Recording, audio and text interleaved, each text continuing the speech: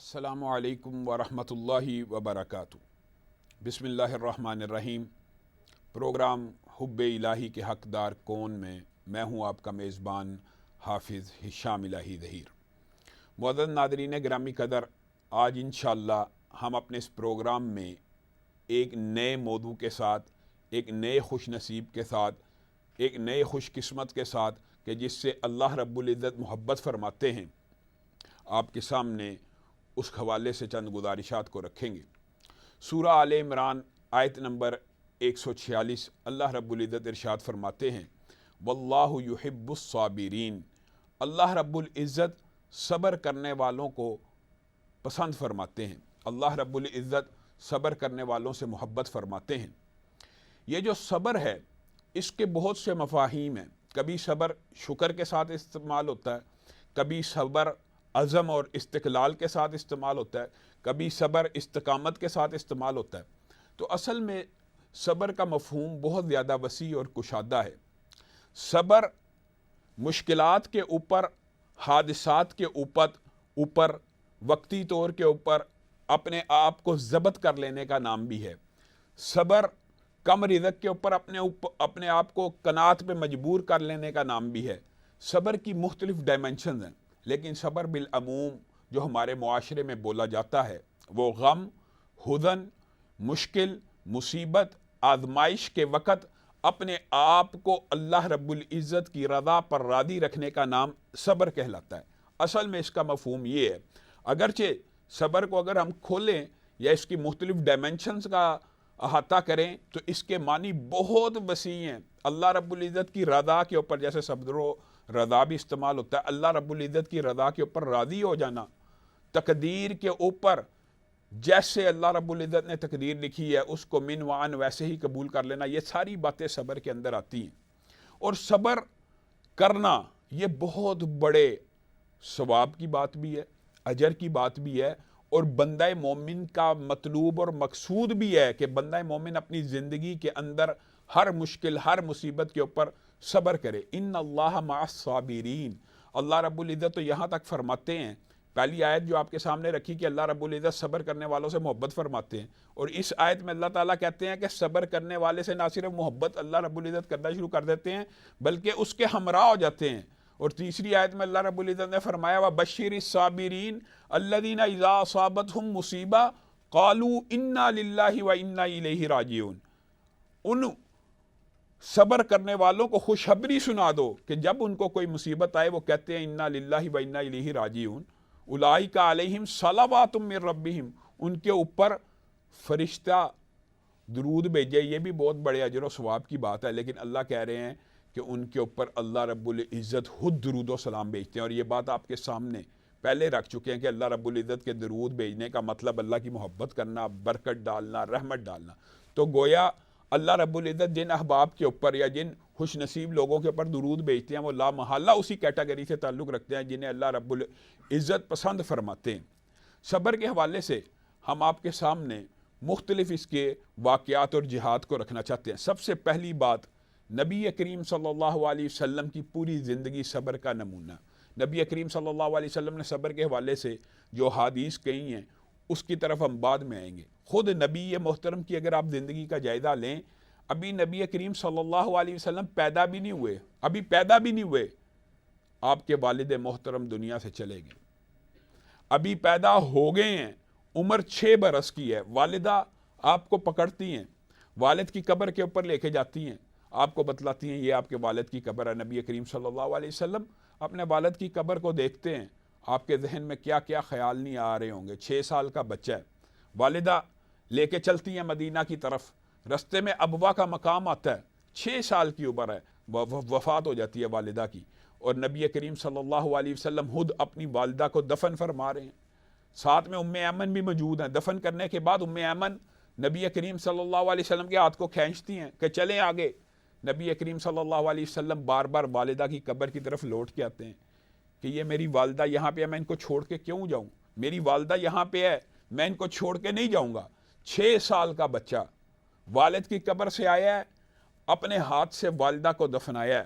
نبی محترم صلی اللہ علیہ وسلم کو اللہ رب العزت نے بچپن سے صبر آزما واقعات، ان کی ساری زندگی صبر کے واقعات سے ویسے تو بری ہوئی ہے، لیکن میں یہ جو بات کہنا چاہتا ہوں، نبی کریم نے خود یہ بات فرمائی ہے کہ انبیاء کے اوپر مصائب، مشکلات سب سے زیادہ آتی ہیں، اور پھر اس کے بعد صالح لوگوں کے اوپر، پھر اس کے بعد درجہ بدرجہ سب سے بڑی مشکل جو آتی ہے وہ انبیاء کے اوپر آتی ہے، سب سے بڑی مصیبت جو آتی ہے وہ نبیوں کے اوپر آتی ہے، اور نبی کریم صلی اللہ علیہ وسلم کی پوری زندگی صبر آزما واقعات سے بری ہوئی ہے، اور نبی کریم صلی اللہ علیہ وسلم کندن بن گئے ہیں، کچھ بڑے ہوئے ہیں، دادا فوت ہو گئے، عمر گزری ہے، چچا فوت ہو گئے، اسی سال نبی محترم صلی اللہ علیہ وسلم کی وہ بیوی جو ساری زندگی آپ کی غمخوار رہیں، غم گسار رہیں، وہ بھی آپ سے رخصت ہوئی۔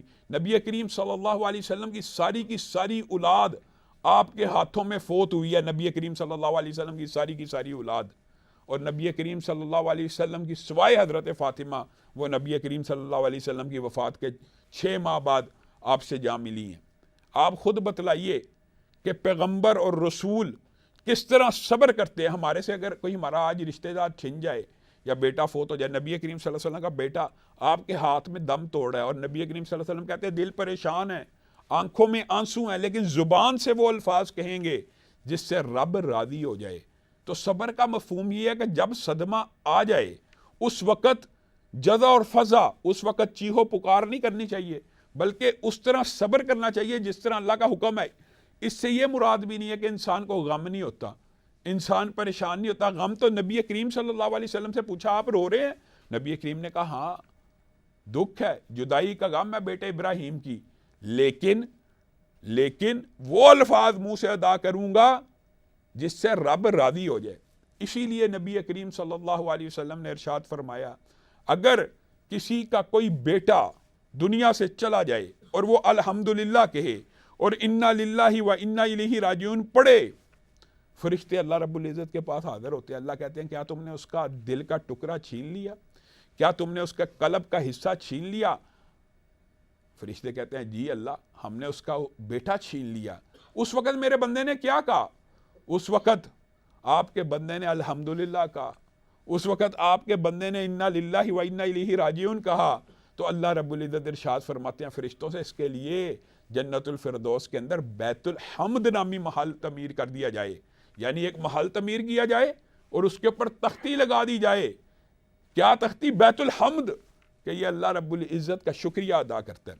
اب یہاں پہ بات آئی ہے تو سن لیجئے، صبر کا اجر و ثواب اس قدر زیادہ ہے، لیکن یہ بات بھی یاد رکھنی ہے صبر ہوتا صدمے کی ابتدا میں ہے، صبر ہوتا صدمے کے پہلے لمحات کے اندر ہے، یہ نہیں کہ ایک عرصہ گزر جائے اور انسان کے میں نے صبر کیا، میں نے شکر کیا، پھر تو صبر آ جاتا ہے۔ نبی کریم صلی اللہ علیہ وسلم ایک قبر کے اوپر ایک عورت کو بیٹھے ہوئے دیکھا ہے، رو رہی ہے، چیخ چلا رہی ہے، پکار رہی ہے۔ نبی کریم صلی اللہ علیہ وسلم نے کہا صبر کر۔ اس عورت کو ابھی پتہ نہیں تھا یہ نبی کریم صلی اللہ علیہ وسلم ہے۔ اس عورت نے کہا میرے اوپر جو بیتی ہے اگر آپ پہ بیتے پھر میں آپ سے پوچھوں۔ نبی کریم صلی اللہ علیہ وسلم خاموشی سے آگے بڑھ گئے۔ جب اس کو خبر ہوئی ہے نبی کریم صلی اللہ علیہ وسلم میں دوڑتے ہوئی گئی، کہا آقا اب صبر کر لیتی ہوں۔ نبی کریم نے کہا صبر تو صدمے کے ابتدائی مقام پہ ہوتا ہے، جب وقت گزر جائے پھر تو ہر بندے کو صبر آ ہی جاتا ہے۔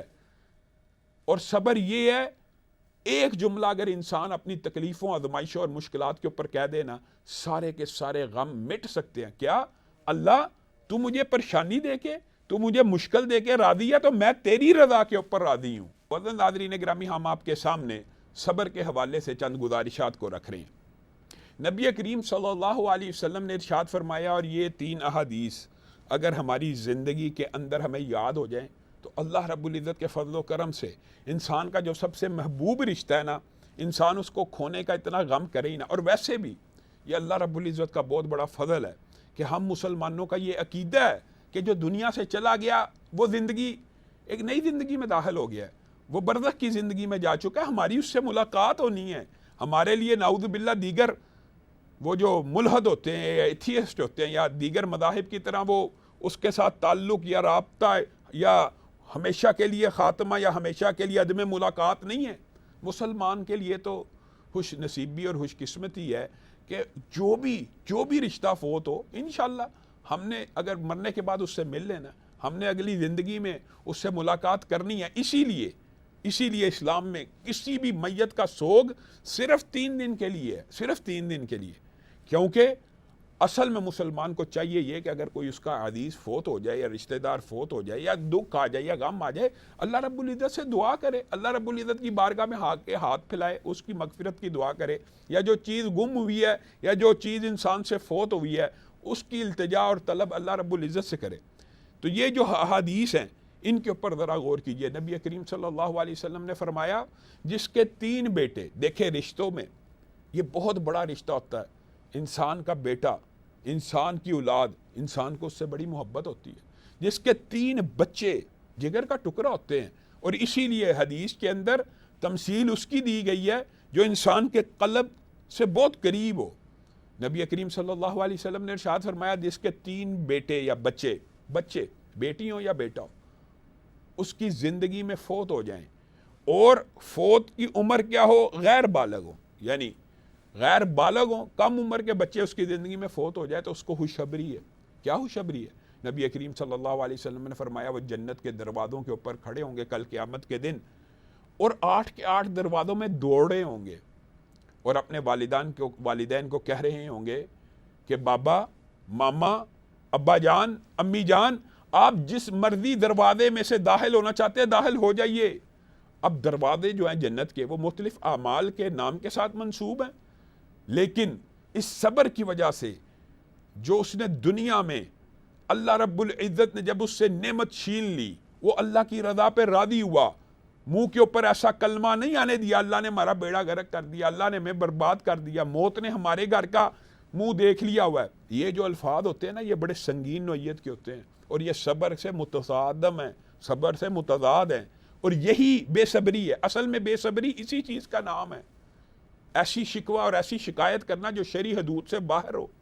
اگر صبر کیا تو جنت کے 8 دروازوں میں گھوم رہے ہیں کہ آ جائیے، اور مفہوم یہ ہے اللہ رب العزت کی بارگاہ میں کہیں گے اللہ دنیا کے اندر ہمیں ماں باپ نہیں ملے، ہمیں جنت میں ماں باپ کے بغیر داخل نہیں ہونا، تو اللہ رب العزت ان کی یہ سفارش قبول کریں گے، وہ کہیں گے ٹھیک ہے اپنے والدین کو جس مرضی دروازے میں سے لے کے جنت میں داخل ہو جاؤ۔ کیا اسی پر بس ہے؟ صحابیہ نے آ کے پوچھا آپ 3 بچوں کی بات تو کرتے ہیں، 2 بچوں کے بارے میں کیا حکم ہے؟ تو نبی کریم صلی اللہ علیہ وسلم نے فرمایا یہی خوشخبری 2 بچوں کے بارے میں بھی ہے جس کے 2 بچے کم عمر میں اس کی آنکھوں کے سامنے سے جدا ہو گئے، اور اس نے اس کے اوپر صبر کیا، وہ جنت کے 8 دروازوں میں سے ان کو پکاریں گے جس مرضی دروازے میں سے داخل ہوں۔ اور بات آئی ہے تو یہ بھی سن لیں، نبی کریم صلی اللہ علیہ وسلم نے یہ بات صرف بچوں کے لیے نہیں کہی، بلکہ 2 محبوب چیزوں کے بارے میں جو بھی کوئی جوڑا انسان سے رخصت ہو، اس سے مراد محدثین نے آنکھیں بھی لی ہے۔ 2 آنکھیں اگر جس کی جو بندہ نابینا ہے اور اس نے اس کے اوپر صبر کیا، اللہ کی رضا کے اوپر راضی رہا، شکر کرتا رہا کہ اللہ بہت سے ایسے ہیں جو میرے سے بھی زیادہ بڑی معذوری کا شکار ہیں، اللہ تیرا شکر ہے، اس کے اوپر صبر کیا، اس کو بھی جنت ہے۔ یعنی کوئی بھی جوڑا ہاتھ چلا جائے، دونوں ہاتھ چلے گئے، دونوں پاؤں چلے گئے، کوئی بھی جوڑا، اور اس سے مراد کوئی بھی شے ہو سکتی ہے، جو 2 محبوب چیزیں بندے سے چھن جائیں اس کے اوپر صبر کرے، اس کے اوپر بھی جنت ہے۔ اب آگے آئیے، 3 بچے چلے گئے، جنت کی بشارت، 2 بچے چلے گئے، جنت کے 8 دروازوں میں سے خوش آمدید کی بشارت۔ نبی کریم صلی اللہ علیہ وسلم کی مجلس میں ایک صحابی آیا کرتے تھے، اور ان کے ساتھ ایک بچہ بھی ہوا کرتا تھا۔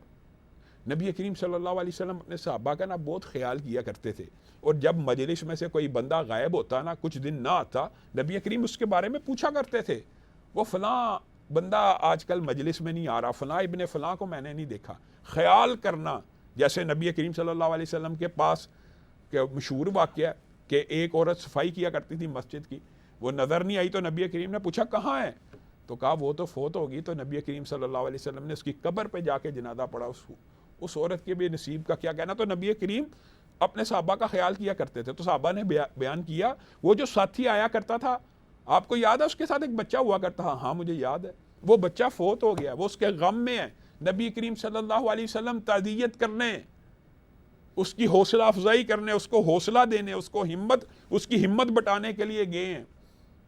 صحابی کے پاس جا کے کہتے ہیں کیا تو اس بات پہ راضی ہے کہ ساری زندگی بچہ تیرے ساتھ رہے، یا اس بات پہ راضی ہے کہ یہ 60-70 برس کی زندگی تیری اس کے بغیر گزر جائے؟ اور کل قیامت کی زندگی جو ارب سال کی زندگی ہے اس میں تیرا بچہ تیرے ساتھ جنت میں ہو. اس نے کہا میں تو اس بات پہ راضی ہوں کہ جنت میں میرا بیٹا میرے ساتھ ارب سال گزارے. تو نبی کریم صلی اللہ علیہ وسلم نے کہا تجھے بشارت ہے، اگر تو عمدہ صبر کرے گا تیرا بچہ تجھے جنت الفردوس میں داخل کروا دے گا. یعنی صبر، اگر صبر کیا تب ہی یہ نتیجہ نکلنا، یہ نہیں کہ اچھا. محدثین نے یہ بات بھی بیان کی ہے، یہ بات بھی ذہن میں رکھیں، کیا کہ صبر کا پتہ کیسے چلتا ہے. کسی بندے کے اوپر یہ آزمائش آئی ہے یا اللہ رب العزت کا عذاب آیا ہے، ان دونوں میں ہم فرق کیسے کریں گے کہ اللہ کی آزمائش ہے یا اللہ کا عذاب ہے؟ تو محدثین نے خود بیان کیا یہ فرق ایسے پتہ چلتا ہے کہ جو بندہ مشکل اور مصیبت کے آ جانے کے بعد شور و غوغا کرتا ہے، چیخو پکار کرتا ہے، ہائے میں لٹ گیا، ہائے میں برباد ہو گیا. اور صحیح حدیث کے الفاظ ہیں، اگر میت کے پاس کوئی بندہ یہ الفاظ کہے نا، ہائے میں لٹ گیا، ہائے میں برباد ہو گیا، ہائے میرا بیڑا غرق ہو گیا، آسمان میں سے اللہ کے فرشتوں میں سے ایک فرشتہ میت کے ساتھ کھڑا ہوتا ہے جو ہر بات کے اوپر آمین کہہ رہا ہوتا ہے. ہائے میں برباد ہو گیا، ہاں ہاں تو برباد ہو گیا.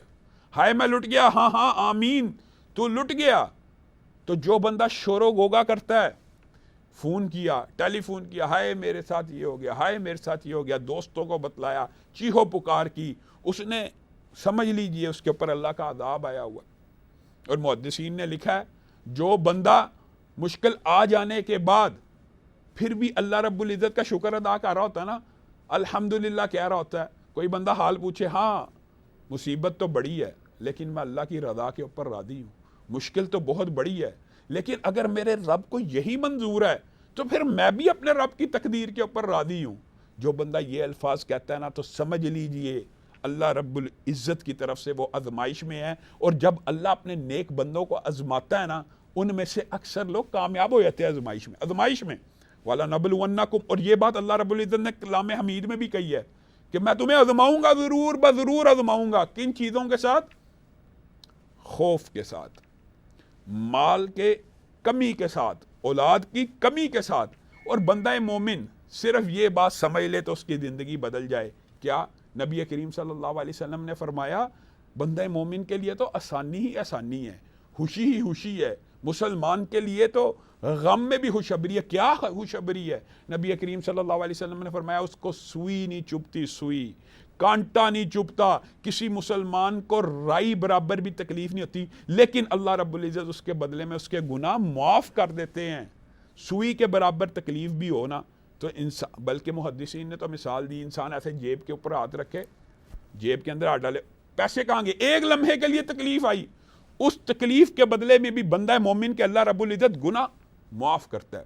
معزز ناظرین گرامی قدر، پروگرام حب الہی کے حقدار کون سے ہم آپ سے لیتے ہیں اجازت. انشاءاللہ اسی عنوان کے تحت دوبارہ آپ کی خدمت میں حاضر ہوں گے. والسلام علیکم ورحمۃ اللہ وبرکاتہ.